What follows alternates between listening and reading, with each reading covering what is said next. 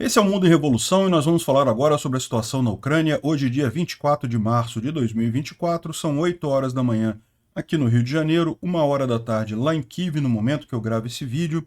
E a Ucrânia foi alvo de um grande ataque com drones e mísseis ontem, principalmente o lado oeste aqui da Ucrânia. Houve algumas explosões aqui em Lviv, mais uma vez a maior parte dos mísseis e drones foi derrubado, mas alguns acabaram atingindo o alvo. Particularmente, um míssil russo passou pelo território polonês por quase um minuto aqui e acabou entrando novamente no território ucraniano e atingindo o território ucraniano, né? Uma pena, houve uma época que se cogitava que isso daí seria suficiente para acionar o artigo 5º da OTAN, mas a gente já sabe que não. A OTAN vai fazer de tudo para não entrar nessa guerra, ao contrário do que o pessoal da Rússia gosta de dizer, que está lutando contra a OTAN e coisa e tal. Não, estão lutando contra a Ucrânia. A OTAN está fazendo força para não entrar nessa guerra, né? Enfim, de qualquer forma, os alvos atacados aqui foram alvos de infraestrutura civil, ou seja, não feriu nada em termos militares aqui, né? Também teve mísseis e drones em Kiev, que foram todos derrubados, não teve nenhum dano significativo. E também teve aqui em Odessa e em outros lugares da Ucrânia. Mas também teve ataque ucraniano enorme aqui na Crimeia, tá? A Ucrânia atingiu vários pontos aqui em Sevastopol, aliás, atingiu com muita força, dá para ver os mísseis acertando os alvos todos. Eu não sei onde é que estava a defesa antiaérea russa aqui em Sevastopol. Também atingiu um depósito de combustível aqui em Gvardisk, próximo a Simferopol. E aqui em Sevastopol eles atingiram um posto de comando que, segundo os russos, estava muito bem camuflado. Não sabem como eles ficaram sabendo daquele posto de comando ali, não sei o que é lá, e mataram vários oficiais, vários soldados russos aqui. Também atingiram o aeroporto de Belbek. Pelo menos 2 Su-27 foram danificados seriamente. E, segundo informações da Força Aérea Ucraniana, 2 navios foram afundados, mais dois navios grandes russos foram afundados, o Azov e o Yamal. São 2 navios que estavam aqui no porto de Sevastopol e teriam sido atingidos. A gente não tem imagem para confirmar isso, mas essa teria sido o ataque aqui na Crimeia, né? Os ucranianos também fizeram mais ataques aqui na região de Belgorod e parece que finalmente alguns russos estão começando a acordar que estão numa guerra, né? Bom, na linha de frente não teve nenhuma grande mudança de ontem para hoje, mas teve sim alguns pequenos ganhos incrementais dos russos em vários pontos, aqui em Bakhmut, em Avdiivka e até aqui em Staromayorsk, que eles conseguiram avançar um pouquinho. De novo, é praticamente nada, mas não deixa de ser preocupante o fato de que os russos continuam conseguindo avançar um pouquinho nesses pontos todos aqui, e isso é sinal de falta de munição, falta de poder de fogo dos ucranianos aqui na linha de frente, né? Espero que isso seja resolvido rapidamente. Bom, falando ainda sobre a investigação daquele evento em Moscou ontem, a gente tem mais um monte de informação. O ISIS divulgou um vídeo mostrando a câmera do pessoal que fez o ataque lá, né? Então, ou seja, realmente eles estão por trás desse ataque. A grande questão é, será que os russos deixaram isso acontecer para usar isso contra a Ucrânia? Foram surpreendidos com esse negócio? Estão nessa parada também? Não dá para saber, né? Eu ainda acho que isso daí ou é um false flag, ou se você considerar que foi mesmo o ISIS que fez isso, no mínimo o Putin está tentando usar isso daí contra a Ucrânia de qualquer forma, né?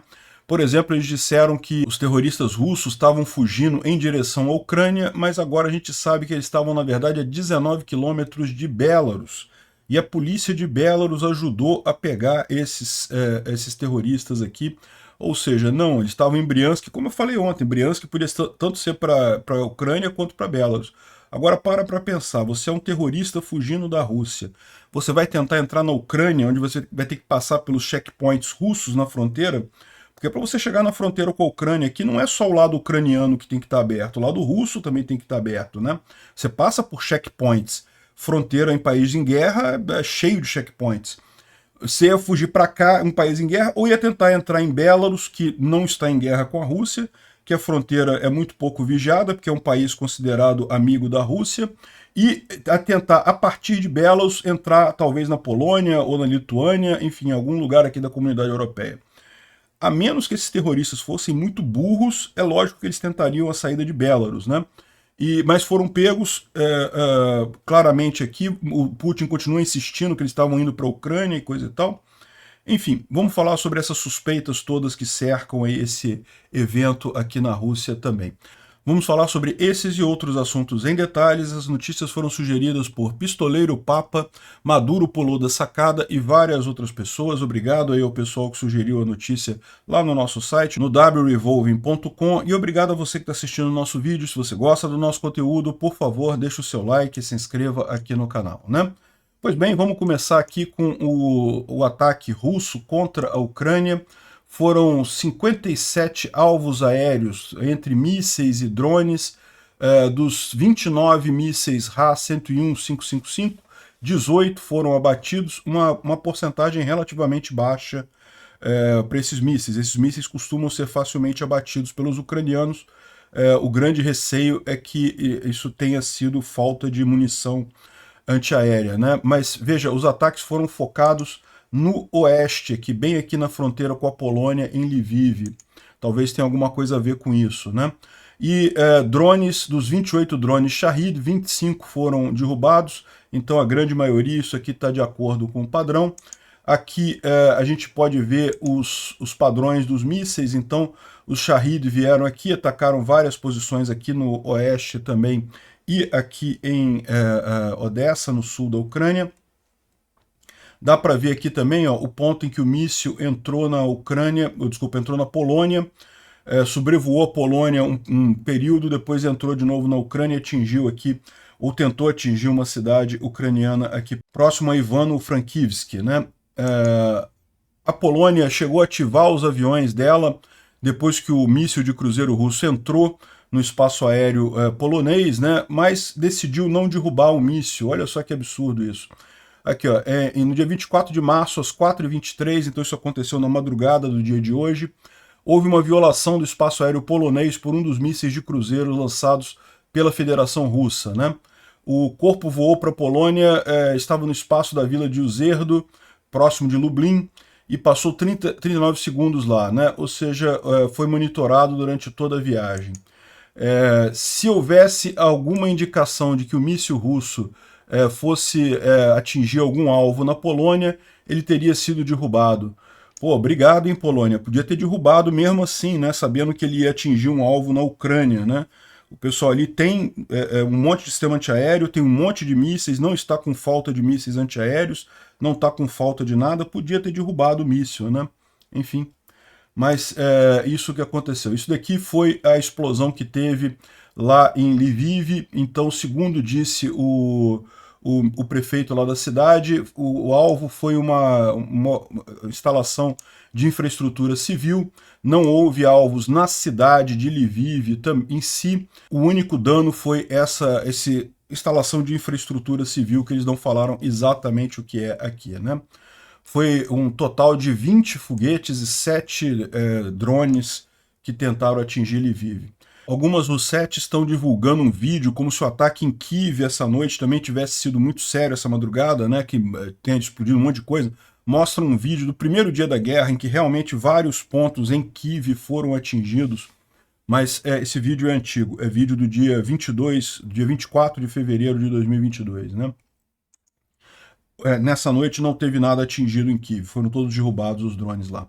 Bom, a gente tem uma informação aqui, ó, eles reabriram a passagem de carros na represa ali do Dnipro, mas dá para ver por esse vídeo aqui, né, a represa que foi atingida ontem, anteontem na verdade, por mísseis russos, dá para ver que houve dano aqui em parte da estrutura, ó, houve um dano significativo aqui, eles conseguiram abrir aqui a passagem de outra forma, mas certamente houve um dano grande aqui na estrutura, né? Vai dar trabalho para consertar isso aqui, particularmente a parte onde os carros passam aqui, ficou destruída ali na ponte, na represa de Dnipro, né? Esse ataque aqui foi o ataque que aconteceu há uns 2 dias atrás. Mas a Ucrânia também atacou essa noite, tá? Não foi só alvo de ataque, não. Principalmente aqui na região da Crimeia, em Simferopol e Sevastopol. Aqui, vamos ouvir um pouco aqui o que foi a madrugada lá em Sevastopol, né?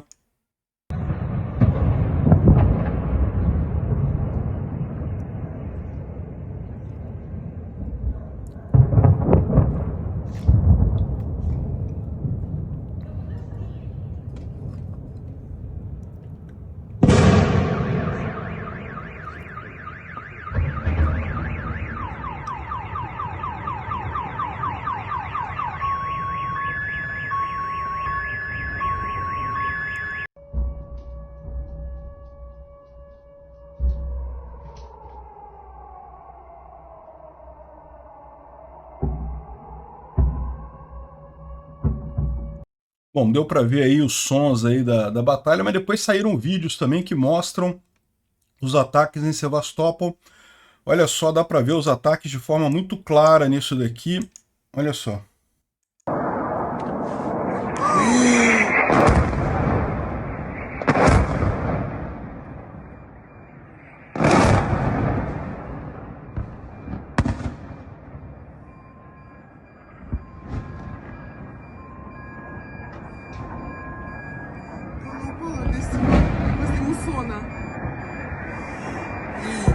В центре! В центре! Упала в центре!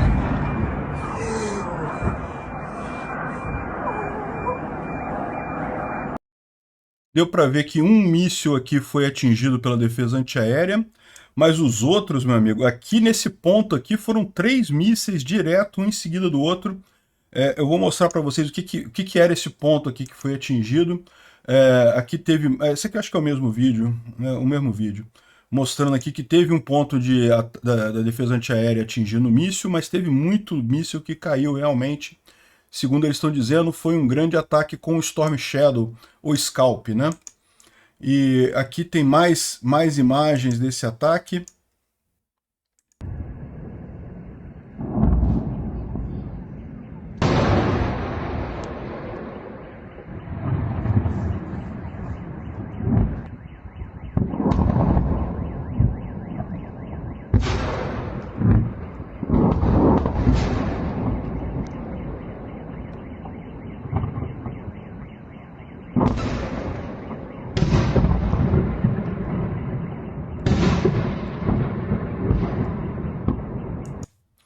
Ou seja, um ataque enorme ali em Sevastopol, na Crimeia, né?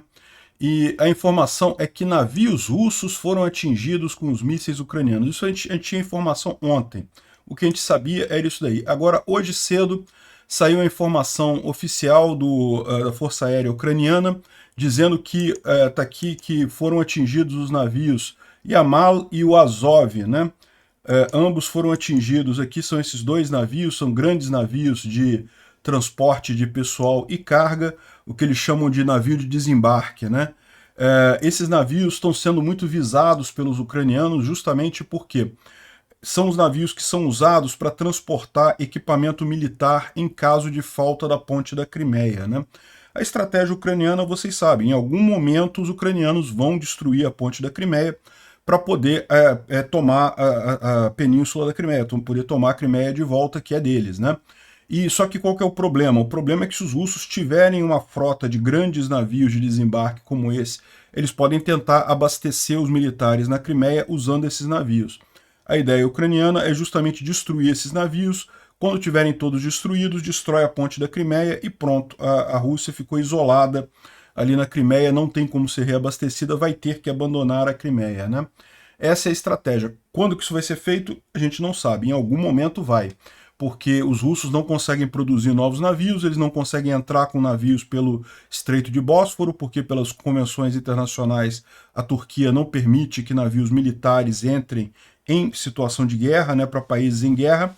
E então o que eles têm é o que está na frota do Mar Negro e está cada vez menor. Então vai chegar um momento que eles não vão ter mais ali. Foram 2 dessa vez. Além disso, o pessoal disse que muito aquele ponto que foi atingido por vários mísseis é exatamente onde era o quartel-general da frota do Mar Negro. Vocês lembram? Ele já foi atingido em setembro do ano passado, tinha sido abandonado pelos russos. Aparentemente os russos resolveram voltar a usar alguma coisa ali. Eles não consertaram o prédio por fora, deixaram o prédio com a aparência de abandonado e coisa e tal, mas estavam usando instalações ali da antiga frota do Mar Negro, da antiga quartel-general da frota do Mar Negro, e os ucranianos ficaram sabendo disso e resolveram atingir esse pessoal ali, e houve realmente um grande número de oficiais e tropas também que foram atingidas nessa área aqui, onde era antigamente o quartel da frota do Mar Negro, né? E bom, também teve aqui ó, em Gvardoysk, que é essa outra região aqui próximo de Simferopol, teve também um depósito de óleo que foi atingido. Está aqui a imagem dele. Então, além desse ataque a Sevastopol, os ucranianos ainda aproveitaram a viagem para também destruir mais um depósito de óleo ali na região da Crimeia, né? Além disso, a Ucrânia também atingiu a base aérea de Belbek. Então, além do depósito de óleo da cidade de Sevastopol, aqui onde tinha o quartel da frota no Mar Negro, também a base aérea de Belbek, que é próximo aqui de Sevastopol, também foi atingida, né? A gente vai ver que alguns aviões foram atingidos nesse propósito, né? Então tá aqui, vamos ouvir um pouco.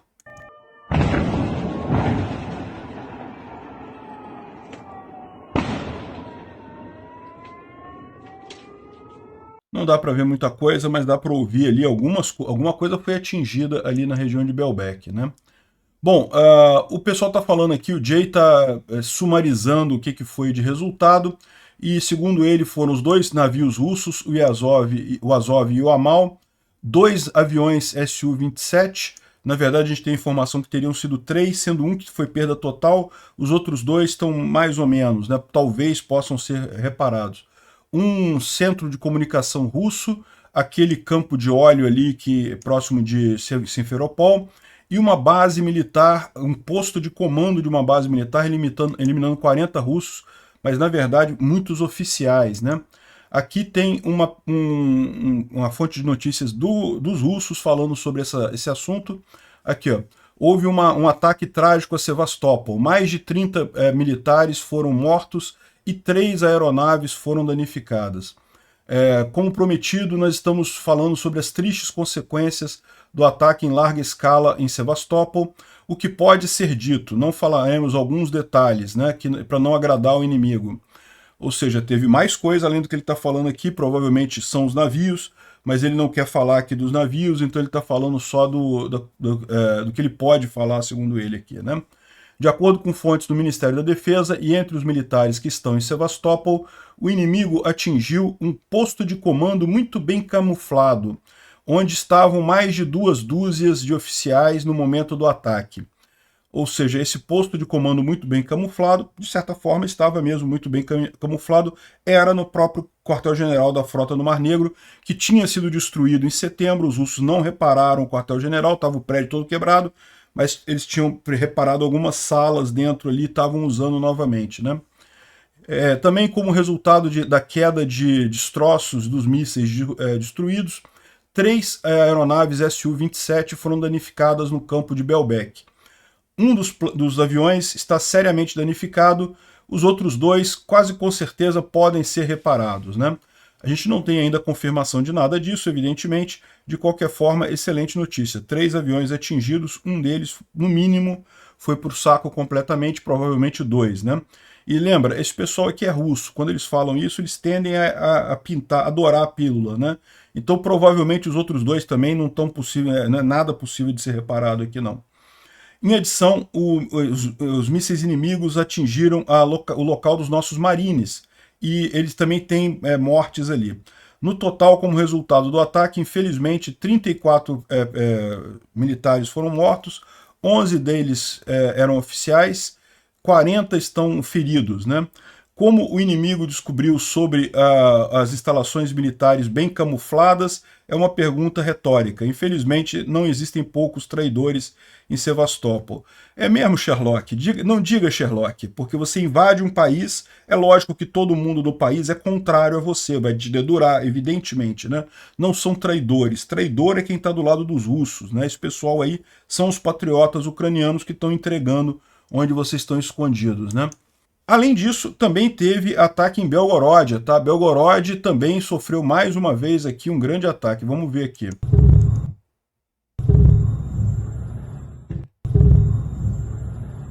Uma explosão ali.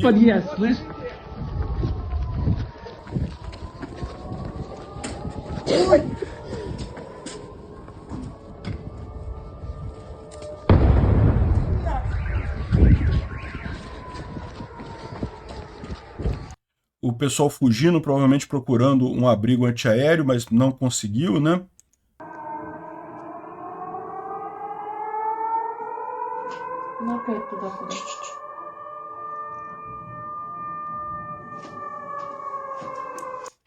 Bom, enfim, teve ataque também em Belgorod, né? Aí chega a ser engraçado aqui o pessoal russo comentando no Telegram, né? Crimeia, Belgorod, ao mesmo tempo, os ucranianos estão fazendo o terror aberto, isso já é guerra. É mesmo, não diga que é guerra, né? Já é guerra desde o dia 24 de fevereiro, quando vocês, idiotas, decidiram invadir a Ucrânia. Aliás, já é guerra desde 2014, quando vocês fizeram isso, né? Que bom que os russos estão percebendo o problema. Bom, falando sobre a linha de frente, os russos tentaram um grande avanço ali na região de Terni e Ampolivica. Terni e Ampolivica fica nessa região aqui.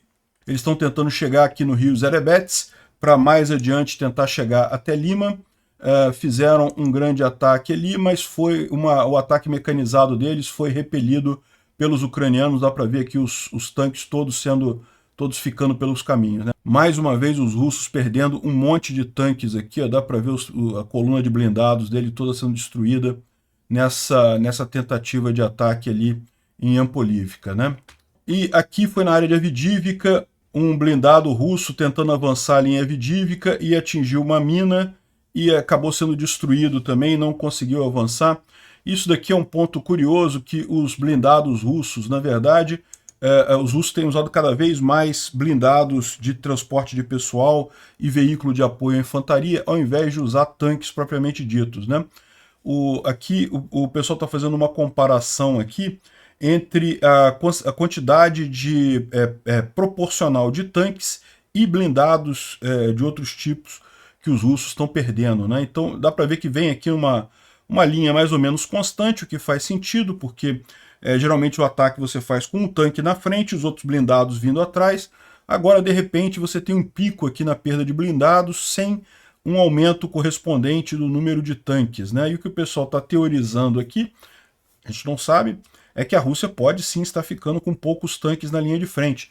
Não tem tanque suficiente para avançar ali, e aí está começando a mandar blindados na frente, né? O que não é uma boa estratégia no final das contas. Mas, por enquanto, é só uma anomalia de dados, a gente não tem certeza de nada nisso daqui. A Rússia, em tese, tem uma quantidade muito grande de tanques em reserva, mas muitos desses tanques não estão em condições operacionais, então a gente não sabe exatamente quantos tanques a Rússia ainda pode retirar da reserva dela, né? Agora, a linha de frente continua estável, tá? Continua sem grandes avanços, mas teve alguns pequenos avanços que são preocupantes. Então, por exemplo, aqui em Bakhmut, em direção a Chassivyar, os russos estão tentando avançar há vários dias aqui, tomaram parte de Ivanivsk, não conseguiram tomar Bordanivka, mas agora eles conseguiram avançar aqui entre as duas cidades, entre Ivanivsk e Bordanivka. Por que isso é preocupante? Porque eles avançaram justamente na região mais alta aqui, que deveria ser a região mais fácil de proteger dos ucranianos. Uma vez que eles tenham se estabelecido aqui nessa parte mais alta, Bordanivka não tem como ser sustentada aqui. Bordanivka está mais embaixo e também Ivanivsk está mais embaixo. Os russos tomando essa parte alta aqui no meio das duas cidades, eles vão tomar as duas cidades. Eu espero que os ucranianos consigam reverter esse avanço russo aqui. A impressão que dá é que justamente eles tomaram esse sistema de trincheiras aqui nessa região de Chassivyar, que é muito importante isso daqui. Vamos aguardar os próximos dias os avanços aqui. Então, assim, não foi um avanço grande, mas foi um avanço preocupante. Também aqui em Avdiivka teve pequenos avanços, mas nenhuma grande mudança em relação à situação de ontem, né? Finalmente Tonenk e Orlivka foram perdidas, Berdych ainda resiste, agora chegou na linha principal de defesa aqui entre Semenivka e Berdych, onde os ucranianos devem parar efetivamente esse avanço russo aqui, né? Aqui nessa parte de baixo a gente não sabe exatamente qual é o plano ucraniano. O que os russos fizeram aqui foi só ocupar espaços que já estavam perdidos mesmo pelos ucranianos aqui, né? Bom, teve também um pequeno avanço russo aqui próximo de Krasnohorivka. Não muda muita coisa aqui nesse aspecto. E também teve um pequeno avanço russo aqui próximo de Staromayorsk e Urozhaine. Essa aqui também foi uma área que foi retomada pelos ucranianos na contraofensiva do verão passado, e os russos conseguiram retomar um pedacinho aqui. De novo, cada um desses ataques aqui, desses pequenos avanços russos, não quer dizer nada por si só, é muito pouca coisa, mas é preocupante que os ucranianos continuem cedendo ainda território a essa altura. imagina-se que pode estar faltando munição na linha de frente, não sei o que está acontecendo. Ou então, olhando pelo lado positivo, pode ser que os ucranianos estejam se preparando para alguma coisa grande e estejam deixando de propósito, não estão se importando tanto em manter território na linha de frente. Essa foi a estratégia, inclusive, que o Zaluzhny tinha colocado antes até dele sair do exército, né? Não é importante segurar a linha de frente pode ceder um pouco. O que a Ucrânia precisa fazer é justamente se preparar para fazer um golpe decisivo contra os russos, né? Bom, o Instituto para o Estudo da Guerra fala aqui sobre os ataques lá no Crocus City Hall e coisa e tal, que mataram até aqui 133 civis, parece que o número já está em mais de 150, já tem gente falando em 185 mortos, enfim, uma coisa muito triste lá. E segundo o Instituto para o Estudo da Guerra, é o mesmo Estado Islâmico que foi responsável por isso daí. Não houve interferência de ninguém, não é operação acobertada de ninguém, foi mesmo o Estado Islâmico que fez isso daí. Só que é lógico que o Kremlin está tentando usar isso para dizer que foi a Ucrânia que está ligada a isso, está ligada aos atores e coisa e tal, né? Então, enfim, eu ainda acho que um false flag é o mais provável, como eu falei para vocês. Como é que pode o pessoal ter escapado do Crocus Hall? Não faz sentido nenhum isso. Mas enfim, vamos supor que foi mesmo o ISIS que fez esse ataque aí. De qualquer forma, a Rússia está tentando ligar de forma injusta isso à Ucrânia, né? Um ponto que eles ressaltam aqui é que isso pode aumentar a questão do conflito interno na Rússia. O que quer dizer com isso? Lembra que eu falei que existem motivos para muçulmanos brigarem com cristãos lá na Rússia. Já tem alguns protestos com isso. Tem aquela questão da construção de uma grande mesquita lá em Moscou, que os católicos, os cristãos ortodoxos não gostam, coisa e tal. Já estava havendo algum conflito aí. Aparentemente, esse ataque aqui do ISIS-K seria um ataque para vingar a questão da Síria, né? Na Síria é que o ISIS foi quase todo destruído. Então, não teve nada a ver com esse conflito interno da Rússia. Mas o que está acontecendo é que, tipicamente, agora isso aumentou muito a xenofobia contra os muçulmanos lá na Rússia. E imagina, né? Já tinha algumas brigas ali. E para quem acha que muçulmano na Rússia é uma pequena minoria, não, meu amigo, não é pequena minoria, não. Tem muçulmano pra caramba na Rússia, né?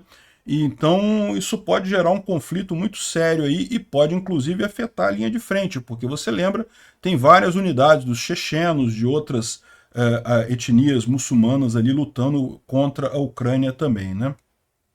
Enfim, e fala também sobre a refinaria que foi atingida ontem, mais uma refinaria atingida pelos ucranianos, né? Outra coisa que ele fala aqui de interessante é que a Rússia tinha vendido sistemas de defesa antiaérea S-400 para a Índia e não vai conseguir entregar, né? Ou seja, a Rússia precisa dos S-400 para ela, porque os ucranianos estão destruindo esses sistemas de defesa antiaéreos todos, então ela está precisando disso e no final das contas a Índia ficou sem, né? Mais uma lição aí, quem acha que comprar arma da Rússia vale a pena? Não, não vale. Bom, mostrando aqui o trabalho de rescaldo lá no Crocus City Hall, né? Mostra aqui os bombeiros, dá para ver aqui que realmente o incêndio caiu tudo ali, desabou o teto do teatro, né? Realmente muito triste aqui a destruição lá, né?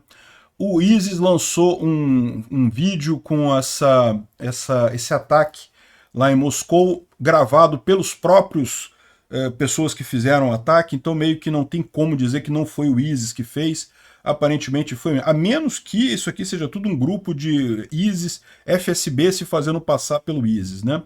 Não sei. Eu vou colocar alguns vídeos mais chocantes que tem aqui no primeiro comentário desse vídeo, tá? Porque o que acontece?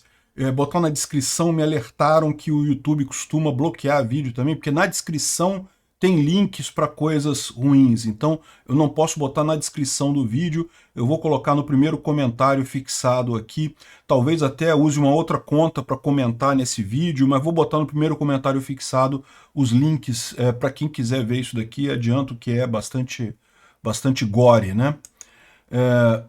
O ISIS também mostrou uma imagem dos supostos atacantes que batem com a descrição que os russos fizeram, né, e com a bandeira do Estado Islâmico aqui, coisa e tal, para provar a autoria do atentado. Alguns foram capturados, então aqui tem um cara aqui que foi capturado. Aí já tem um monte de gente fazendo fake news, dizendo que o cara é ucraniano e coisa e tal. Não, o cara é do Tadiquistão, nem fala ucraniano. O cara mal fala russo, né? Fala só Tadjik, né? Enfim, segundo ele está dizendo aqui, ofereceram a ele 500 mil rublos pelo ataque. Ele recebeu 250 mil avançado, as armas foram escondidas em um local lá na Rússia, ele mal fala russo e precisa de um intérprete de Tadjik, né? Tadiquistão, para quem não sabe, é uma república, uma antiga república soviética, fazia parte da União Soviética, né, que é o Tadiquistão, é aqui entre a China e o Turquemenistão e o Afeganistão. O ISIS-K é um grupo forte aqui no Afeganistão, né? Então certamente tem laços aqui, tem contato com o pessoal no Tadiquistão. E o Tadiquistão, como tem uma entrada fácil na Rússia por conta do passado, né, de fazerem parte da União Soviética, é daí que veio essa coisa, né? Os caras foram todos presos, mas aí a grande curiosidade, né? Se você comete um dos piores ataques terroristas na década, se fotos do seu carro são publicadas em toda a mídia social e canais do Telegram, se você é um dos criminosos mais procurados na Rússia, por que você fugiria em qualquer circunstância, né? E no mesmo carro que já apareceu na mídia, num monte de coisa, eles foram pegos naquele Renault branco, andando em estradas abertas e coisa e tal. Não tem lógica nenhuma isso, né? Mas o FSB já está definido que tem ligação com os ucranianos, né? O departamento disse que os detidos têm vários contatos do lado ucraniano. Como é que eles tiveram essa confissão dos caras, né? Torturaram os caras, certamente. Tem aqui um cara que o policial cortou a orelha dele e deu para ele comer a orelha, uma coisa absurda, né? Enfim, o curioso é que o FSB disse que identificou a identidade de 4 dos 6 terroristas, tem o nome deles aqui, todos eles seriam cidadãos do Tadiquistão e não se sabe quantos foram detidos, né? Só que o Tadiquistão falou que essa lista está errada porque pelo menos 2 desses nomes estão no Tadiquistão, não saíram do Tadiquistão desde novembro do ano passado. Então, ou seja, não se sabe aí quem que falhou nessa história aí do FSB, né? Outra coisa curiosa, o pessoal está levantando aqui, é que o ataque aconteceu aqui no Crocus City Hall. Existe um grande quartel da Rosgvardia, pertinho, menos de 12 minutos aqui para chegar lá no lugar. E, no entanto, eles levaram mais de 1 hora para atender lá, para chegar lá e finalmente tentar parar os suspeitos e coisa e tal. Isso foi o tempo que deu para os caras fugirem daqui, né? É o que eu falo para vocês. Ok, o ISIS está dizendo que foi ele, coisa e tal, mas tem tanta coisa apontando para ser o próprio pessoal da Rússia, né? Aqui o pessoal falando que esse aqui é um cara, é Russetti, tá? Ele falando que não, que o pessoal estava fugindo para a Ucrânia e coisa e tal, e que teria sido pego aqui, né? Só que, na verdade, eles foram pegos aqui, ó, a 16 quilômetros da fronteira com a Belarus, e os serviços especiais de Belarus ajudaram a Federação Russa a deter os suspeitos de ataque lá no Crocus City Hall e evitar que eles cruzassem a fronteira entre a Rússia e a Bielorrússia. Ou seja, isso aqui, quem falou isso foi o embaixador de Belarus para a Federação Russa. É o que faz o maior sentido. Se esses caras queriam realmente fugir da Rússia, iriam fugir por Belarus, né? Tentar chegar na Europa. Por quê? Porque é um caminho sem guerras no caminho. Se eles tentassem atravessar a fronteira para a Ucrânia, aí o cara está falando aqui, não, porque eles já tinham contatos na Ucrânia, que ia permitir ele entrar na Ucrânia. Ok, vamos supor que fosse isso. Mas e a fronteira russa? Do lado da Rússia também você vai ter um monte de checkpoints para passar até chegar na fronteira da Ucrânia. Você acha que a Rússia, em guerra com a Ucrânia, deixa qualquer um passar para um lado e para o outro? É lógico que não tem isso, né? Então esses caras só se fossem malucos para tentar chegar na fronteira da Ucrânia. Por outro lado, atravessar a fronteira de Belarus faz todo o sentido do mundo. E o próprio embaixador de Belarus falou isso aqui. Mas é aquele negócio, né? É igual o Lula fala, o que importa é a narrativa. Não importa os fatos, o que importa é a narrativa. Outra coisa que o pessoal está levantando, né? Quer dizer que tinha um monte de cara do ISIS andando em Moscou com rifles automáticos e um monte de coisa. Moscou é uma das cidades que tem mais câmeras de vigilância do mundo e não viram isso. O pessoal só começou a perceber o problema quando os caras já estavam atirando dentro do shopping. Como é que eles chegaram no shopping? O que aconteceu ali, né? Enfim, o Anton Gerashenko levanta um monte de inconsistências aqui, né? milhões de vídeos de vigilância em toda Moscou, e os terroristas armados até os dentes facilmente se moveram nas cidades com placas falsas, entraram e saíram, né? O Crocus tem um contrato com uma guarda nacional ali, com o pessoal de segurança, mas o vídeo do lobby e outras coisas onde os terroristas estavam atirando nas pessoas não teve nenhuma resistência dos guardas. Não havia guardas entre os mortos e feridos também. Ou seja, por algum motivo a segurança do shopping não foi trabalhar nesse dia. Sobreviventes dizem que os guardas não checavam as bagagens e as roupas antes de entrar no Crocus e que os detetores de metais estavam desligados. Mesmo sem levar em consideração avisos sobre possíveis ataques terroristas de embaixadas estrangeiras, as autoridades russas estão geralmente fazendo vigilância aumentada o tempo todo por conta da guerra, né? Os terroristas deixaram uma pista na forma do carro que eles chegaram lá no lugar e todo mundo já sabia qual que era o carro e fugiram no mesmo carro, usaram o mesmo carro, o Renault branco, para tentar fugir lá na região de Briansk, coisa e tal. Por que esse cara não trocaram de carro, né? O país inteiro estava através dele, estava correndo atrás deles, né? Enfim, dizem que o prédio foi colocado em fogo usando gasolina de cantis, né? Tem fogo, isso realmente causa fogo dessa magnitude? Foi um prédio construído com requisitos de segurança de fogo?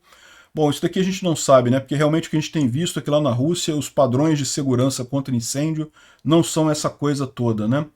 Não tem nenhum sinal dos sistemas de extinção de incêndio, né? Sprinklers, esse tipo de coisa, nada funcionou, não teve nada para impedir o incêndio ali. E a Spetsnaz, que levou mais de 1 hora, apesar da base dele ser a 8 minutos ali da base, como a gente viu.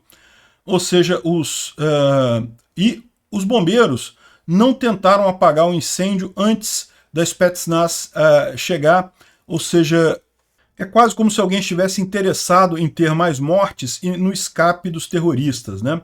Então, ou seja, não dá para descartar também os russos terem pago o ISIS para fazer isso, tá? Não dá para descartar isso, pode ser um false flag feito pelo ISIS com dinheiro russo. Se você vê aqui, os presos disseram que receberam dinheiro para fazer isso, né? E do jeito que os russos estão usando isso para favor deles nessa guerra, tá mais do que na cara que pode ter alguma coisa aí. Bom, e o pessoal está lembrando aqui do acidente dos prédios, né? Você fala assim, mas os russos iriam matar os próprios russos para isso? Cara, eles já fizeram isso aqui, né? Quando o Putin ia tomar posse em 2000, o Putin já era primeiro-ministro, iria concorrer à eleição em 2000.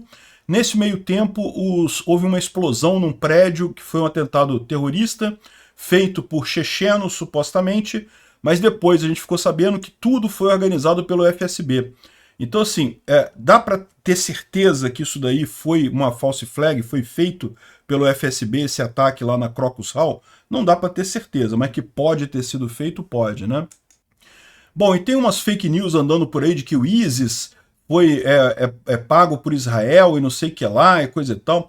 Olha, de fato, no passado, os Estados Unidos ajudaram alguns grupos terroristas ali na região contra o Saddam Hussein, contra os próprios soviéticos lá no Afeganistão há muito tempo atrás, mas isso é coisa muito no passado. Como depois esses grupos todos se voltaram contra os Estados Unidos abandonou essa política de ajudar grupos terroristas, mesmo que for contra o seu inimigo, então não tem lógica nenhuma. O próprio pessoal coloca aqui, botaram um jornal aqui, mas um jornal de 82.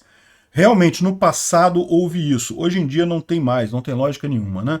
E o Trump está falando que o Obama que fundou o ISIS. Bom, o Trump está falando mentira, né? Outra pessoa colocando que um dos terroristas tinha uma cidadania ucraniana e ele já lutou pelas Forças Armadas ucranianas. O pessoal pega uma foto de alguém parecido com o cara, ucraniano parecido com o cara, e não, aqui ó. O Rustam Aziev não é nenhum dos terroristas, ele é um comandante lá do batalhão checheno que luta pela Ucrânia na guerra russo-ucraniana. Ele é checheno, ele não fala tadjik, ele tem alguma similaridade aí física, mas o pessoal faz isso, pega a similaridade, não, tá vendo que é ucraniano e não sei o que lá, enfim, típico de Russétia, né? E o Zelensky fez um discurso falando exatamente isso, que o Putin está tentando culpar a Ucrânia pelo atentado em Moscou, quando não tem nenhuma evidência de qualquer participação ucraniana disso daí, e o serviço secreto da Ucrânia já falou que isso daí é serviço do FSB mesmo, o FSB que fez. Com a participação do ISIS ou sem a participação do ISIS não dá para saber. Lembra, a Rússia está na cama com o Irã, com o Hamas, com esse pessoal todo. Para estar com o ISIS também, pouco custa, né?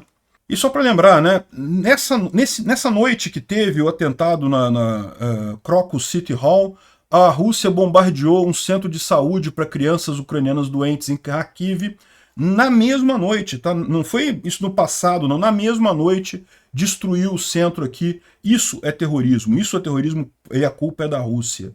Né? O que aconteceu lá no Crocus City Hall, eu não sei. Mas está muito mais para bandeira falsa mesmo. Bom, para terminar numa boa notícia, os pilotos ucranianos concluíram a primeira etapa da formação para voar os F-16. Vamos ver, não vejo a hora de chegarem os F-16. A previsão é junho, tá? Em junho devem chegar os primeiros F-16 na Ucrânia. Estamos na torcida. E só uma curiosidade, esse aqui é o presidente da Chechênia, né? O Dzhokhar Dudayev. Ele participou acabou sendo membro do movimento da independência da Chechênia, queria a independência da Chechênia. Ele não chegou a participar das guerras porque ele morreu antes. Ele deu essa entrevista aqui em 1995 e morreu assassinado pela Rússia no ano seguinte, 96, né? Mas olha só o que ele fala aqui, eu vou tocar um trechinho aqui. Украина еще схлестнется с Россией на непримиримых. Пока русизм существует, он никогда не откажется от своих. Vocês viram, né? Ele fala que a Ucrânia eventualmente vai enfrentar a Rússia, não de maneira pacífica, vai enfrentar de forma militar. Enquanto o russismo existir, eles nunca vão se recusar às suas ambições imperialistas, né? Eles vão tentar se esconder através da desculpa eslava, né? De que não, que a Rússia é uma coisa só com a Ucrânia não existe, a Ucrânia é parte da Rússia, todo mundo países eslávicos e coisa e tal. E vai tomar a Ucrânia, vai tomar Belarus. Belarus, infelizmente, eles tomaram, né? Porque o Lukashenko conseguiu manter a hegemonia lá. Ninguém quer ter, nesse momento, uma aliança militar com a Rússia. Não apenas militar, mas também econômica, política ou até relações comerciais. Ele está falando isso em 95, tá? Porque todo mundo sabe o que acontece, né? O mesmo mundo que estava lutando contra o fascismo vai ter que lutar contra o russismo agora. E essa luta vai aumentar de tamanho. Eles podem assustar o mundo com seu exército, com seus criminosos e com suas armas nucleares. Mas todo mundo já está assustado com isso. Todo mundo sabe o que é o inferno russo, né? Ou seja, o cara basicamente entregou o que está acontecendo agora. Ou a Rússia vai deixar de existir como um país, ou então eles vão ter que dar um jeito de entrar em linha com a comunidade internacional, abandonar o russismo. Os russos estão nus na frente do mundo todo neste momento. Mais do que isso, eles estão virados do avesso para todo mundo. Todo mundo sabe quem são os russos e o que é o russismo, né? E quão perigoso isso é. Pois repara o que isso já foi alertado, os problemas que a gente está vivendo agora foram alertados em 95. O pessoal devia ter ouvido esse cara então. Obrigado por assistir o vídeo até o final. Se gostou do conteúdo, não esqueça de deixar o seu like, isso ajuda o canal a crescer e a chegar para mais gente. Se não gostou, deixe o dislike e explique nos comentários como podemos melhorar. Comente também sugestões de temas que podemos trazer por aqui. Comentários insultuosos ou defendendo ditaduras e criminosos de guerra serão sumariamente bloqueados. Agradeço a compreensão. Se ainda não é inscrito no canal, considere se inscrever clicando no botão inscrever-se abaixo e marcando a campainha para todos os avisos. Se quiser ajudar o canal, veja no nosso site como você pode fazer isso.